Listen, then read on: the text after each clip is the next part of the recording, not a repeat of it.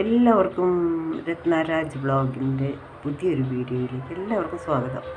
ഇതാണ് ഞാൻ ഓലൻ വെക്കാൻ ഉദ്ദേശിക്കുന്ന കുമ്പളങ്ങയാണ് കേട്ടോ. കുമ്പളങ്ങ ചിലയിടത്ത് ഇളവൻ എന്ന് പറയും, ചില സ്ഥലത്ത് കുമ്പളങ്ങ എന്ന് പറയും. അപ്പോൾ ഇത് നമ്മൾ വളരെ നൈസായിട്ട് വേണം അരിയാൻ. ഇങ്ങനെ കണ്ടില്ലേതാ, ഇത്രയും നൈസായിട്ടാണ് അരിയണത്. നമ്മൾ ഇത് പകുതിയാക്കിയിട്ട് ഇങ്ങനെ നൈസായിട്ട് വേണം അരിയാൻ.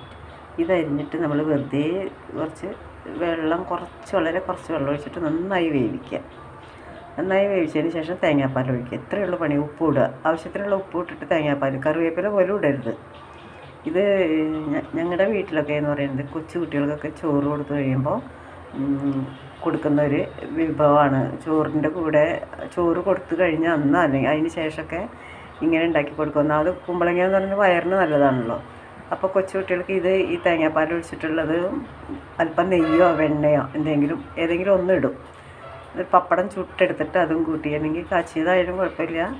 നമുക്ക് വലിയ ആൾക്കാർക്കൊക്കെ കാച്ചിയത്, വലിയവർക്ക് എല്ലാവർക്കും ഇഷ്ടപ്പെടുന്ന ഒരു വിഭവമാണ് ഓലൻ. ഇത് വലിയ പയർ ചേർത്തിട്ടും വെക്കും. പക്ഷേ ഇങ്ങനെ വെക്കുമ്പോൾ കൊച്ചു കുട്ടികൾക്ക് കഴിക്കാൻ നല്ലതാണ്, നമുക്കും നല്ലതാട്ടോ. ഞാനിപ്പോൾ ഇന്ന് ഇത് ഉണ്ടാക്കാൻ പോണത് ഓലൻ. ഇവിടെ കൊച്ചു കുട്ടികളൊന്നും ഇല്ല, ഞങ്ങൾ തന്നെ കഴിക്കാൻ പോണത്. എനിക്ക് ഒരുപാട് ഇഷ്ടമാണിത്. ഇത്തിരി വെണ്ണയോ അല്ലെങ്കിൽ നെയ്യോ ചേർത്തിട്ട് ഇത് ചോറിൽ കൂട്ടി പപ്പടം കൂട്ടി കുഴച്ചങ്ങ് കഴിക്കുമ്പോൾ അടിപൊളി ടേസ്റ്റാണ്. Okay, thank you. ഷെയർ ചെയ്യാൻ മറക്കരുതേ. നമ്മളിങ്ങനെ വേവിക്കാൻ വെച്ചിട്ടുണ്ട്. തേങ്ങാപ്പാൽ, തലപ്പാലല്ല, രണ്ടാമത്തെ പാലെടുക്കുമല്ലോ, ആ പാലിൽ ഇത്തിരി ഒഴിച്ചിട്ടാണ് ഞാനിതിൽ വേവിക്കാൻ വെച്ചിരിക്കുന്നത് കേട്ടോ. തലപ്പാൽ ഞാനിതവിടെ പിഴിഞ്ഞ് റെഡിയാക്കി വെച്ചിട്ടുണ്ട്. ഇനി അത് വെന്ത് കഴിയുമ്പോൾ ഇതിലേക്ക് ഇട്ടാൽ മാത്രം മതി. വെളിച്ചെണ്ണ പോലും ഒഴിക്കേണ്ട കാര്യമില്ല. വെളിച്ചെണ്ണ പോലും നമ്മൾ ഒഴിക്കില്ല കേട്ടോ. ഉപ്പ് ഞാൻ പാകത്തിന് ഇട്ടിട്ടുണ്ട്. ഉപ്പും കുമ്പളങ്ങി മാത്രം വേവിക്കുക.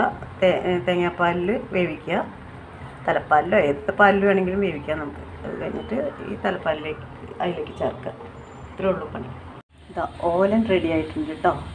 പിറന്നാൾ സദ്യക്ക് വേണമെങ്കിൽ ഇതിങ്ങനെ വയ്ക്കാം കേട്ടോ. എന്നിട്ട് നമുക്ക് പയറിട്ട് വേണമെങ്കിൽ പയറിട്ട് വയ്ക്കാം. പിന്നെ വെറുതെ ഒരു ഉരുളക്കിഴങ്ങും ഈ കുമ്പളങ്ങയും കൂടി വേവിച്ചിട്ട് ഇതേപോലെ തന്നെ തേങ്ങാപ്പാൽ പിഴിഞ്ഞൊഴിച്ചിട്ട് കറിവേപ്പിലയും കൂടി ഇട്ടിട്ട് വെളിച്ചെണ്ണ ഒഴിച്ചിട്ട് അങ്ങനെ വേറെ വിധത്തിൽ വയ്ക്കാം. എങ്ങനെ വെച്ചാലും ടേസ്റ്റാണ്. ഇതെനിക്ക് ഒരുപാട് ഇഷ്ടമുള്ള കറിയാണ്. Okay, thank you so much. Like and comment, subscribe ചെയ്യാൻ മറക്കരുത്. Okay, thank you.